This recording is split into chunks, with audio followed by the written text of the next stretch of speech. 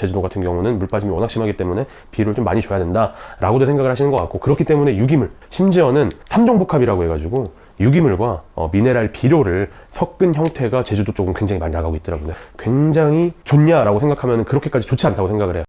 안녕하세요, 농사백단입니다. 이번 시간에는 감귤에 대해서 한번 얘기해보는 시간을 가질게요. 어떻게 하면 더 달아지고 어떻게 하면 색깔이 더 좋아지냐 라는 내용인데, 사실 그 내용을 조금 정리를 해왔습니다.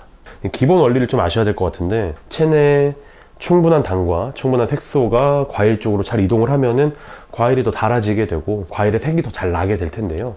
그럼 그런 걸 어떻게 만들 수 있냐를 우리가 생각을 해봐야 될 것 같아요. 결국에 영양생장기와 생식생장기의 전환을 저희가 이해해야 된다는 얘기인데요. 이 영양생장과 생식생장이 전환되는 거는 제일 메인은 결국에 적산 온도와 누적 광량, 그리고 주야 간의 온도차, 이런 것들. 그렇기 때문에 영양생장과 생식생장을 우리가 컨트롤하는 거, 환경 제어를 통해서 컨트롤하는 건 노지에서는 거의 불가능하다, 쉽지 않다라는 거 말씀을 드리고, 바꿔서 말하면 영양생장기에 요런 물질들을 충분히 많이 잘 합성시킬 수 있도록, 생성시킬 수 있도록 영양생장을 충분히 활성화시키는 것이 굉장히 중요한데요. 그리고 영양생장에 제일 중요한 것은 바로 이 잎입니다. 잎.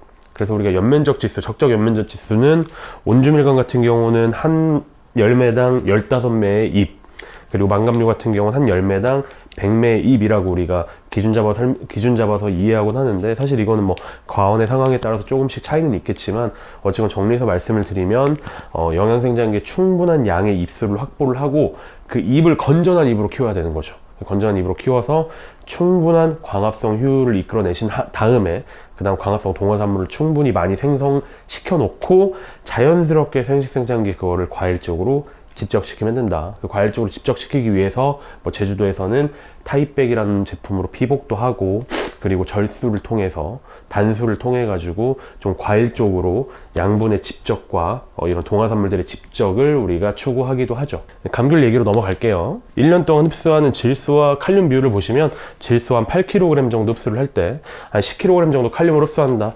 당연히 감귤도 과수다 보니까 칼륨이 질소보다 조금 더 많이 공급이 되어야 되고 많이 더 흡수가 돼야 된다라는 거고요. 참고로 이제 저희가 제공해드리는 CP 프로그램은 이런 자료를 기반으로 해가지고 어쨌건 감귤이 필요로 하는 질소, 인산, 칼륨뿐만 아니라 그 다음 뭐 다량 원소, 칼슘, 마그네슘, 황, 그리고 미량 원소까지 다 포함한 프로그램을 제공한다라는 거고요. 근데 제주도가 사실 굉장히 특이한 형태의 토양을 가지고 있죠. 그래서 사용하는 제품도 조금 다르고 사용하는 비료 양도 굉장히 달라요. 그게 바로 이제 화산 토양의 특징 때문이죠. 물 빠짐이 워낙 심하기 때문에 제주도 같은 경우는 물 빠짐이 워낙 심하기 때문에 비료를 좀 많이 줘야 된다 라고도 생각을 하시는 것 같고, 그렇기 때문에 유기물, 돈분, 그러니까 가축분들 굉장히 많이 사용하고 계십니다. 심지어는 3종 복합이라고 해가지고 유기물과 미네랄 비료를 섞은 형태가 제주도 쪽은 굉장히 많이 나가고 있더라고요. 사실 저는 이것 자체가 굉장히 좋냐라고 생각하면 그렇게까지 좋지 않다고 생각을 해요. 맞는 말씀이죠. 그러니까 어쨌건 지금 토양의 공극이 너무 크고 너무 많고 그렇기 때문에 물빠짐이 심한 토양이니까 그 물빠짐을 조금 억제하고 보비력을 키우고 보수력을 높이기 위해서 CEC를 높이는 개념으로 유기물이 들어가야 된다는 건 동의를 하는데, 이것들이 굉장히 다량으로 단연간 반복이 되었을 때 토양의 화학성과 물리성이 나빠지는 측면을 저희가 무시할 수 없다는 거죠. 유기물을 조금 정리하고 넘어가야 될 것 같습니다. 탄소를 가지고 있는 화합물을 유기물이라고 하잖아요. 그러니까 탄소가 꼭 들어있어야 합니다. 퇴비, 우분, 돈분, 개분, 그리고 박계통 저희가 좀 평균적으로 조사를 해보면 수분이 제일 많이 들어있고 질소, 인산, 칼륨이 굉장히 미량으로 들어가 있는 거 보실 수 있습니다. 대부분은 유기물이기 때문에 퇴비부터 유박까지는 전부 다 유기물이기 때문에 어쩔 수 없이 수소와 산소, 그리고 탄소가 제일 많이 들어있을 수밖에 없는데요. 정리해서 말씀을 드리면 탄소 같은 경우는 근권불 흡수하는 물질이 아니죠. 식물이 스스로 동화작용을 통해서 체내에 합성하는 물질이 탄소고, 그러니까 탄소를 땅에 공급하는 건 식물체에 흡수하기 위한 목적으로 공급하는 게 아니라는 거 다시 한번 말씀을 드리고, 수소랑 산소도 마찬가지로 뭐 물 공급하려고 퇴비를 준다는 건 말이 안 되잖아요. 마찬가지 수소랑 산소는 그냥 물 안에 들어있는 애들이니까.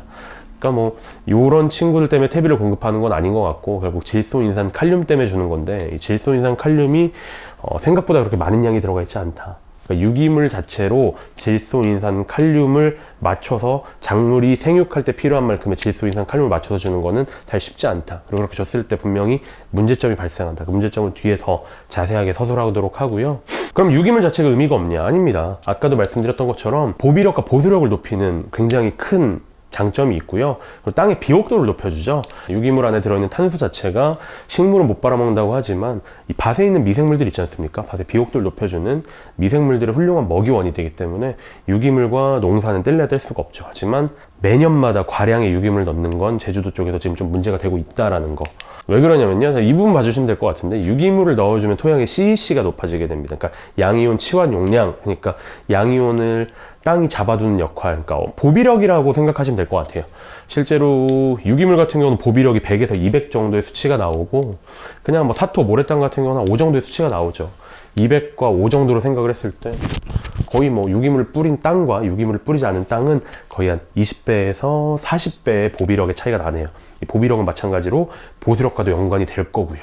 그러니까 굉장히 긍정적입니다. 근데 문제는 이게 과잉 공급됐을 때 문제점을 저희가 한번 체크해보고 넘어가야 될 것 같은데 뭐 가장 간단하게 가스 피해죠.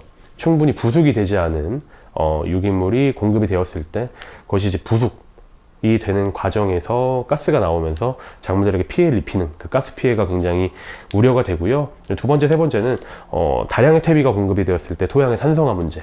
토양 산성화가 사실 그냥 토양 산성화로 끝나는 건 아니고 뒤에 더 자세하게 설명을 드릴게요. 역삼투압 현상이라고 말은 되게 거창한데요. 어쨌건 땅 쪽에 보비력이 너무 극단적으로 좋아지다 보니까 양분과 물, 양수분이 나무 쪽, 수채 쪽으로 빨리지 못하고 오히려 수채에 있는 양분과 수분이 땅 쪽으로 거꾸로 빨리는 현상을 역삼투압 현상이라고 하는데요. 굉장히 극단적인 현상이지만 거꾸로 빨리는 것까지 가지 않더라도 어쨌건 너무 보비력과 보수력이 좋으니까 나무가 먹어야 되는 양분과 수분을 땅이 양보하지 않고 놔주지 않는 그런 현상이 벌어지기도 합니다. 그렇기 때문에 과잉 유기물 공급의 문제점, 과잉 공급했을 때 문제점에 대해서 분명히 인지하고 넘어가셔야 되고요. 이 부분 보시면 더 자세하게 설명이 되어 있습니다. 넣어놨는데 실제로 유기물이 굉장히 보비력이 좋다. 근데 이게 너무너무 자주, 너무너무 많이 매해마다 쓰게 되면은 보비력이 좋아져도 극단적으로 너무 좋아지니까 문제가 된다라는 거고요.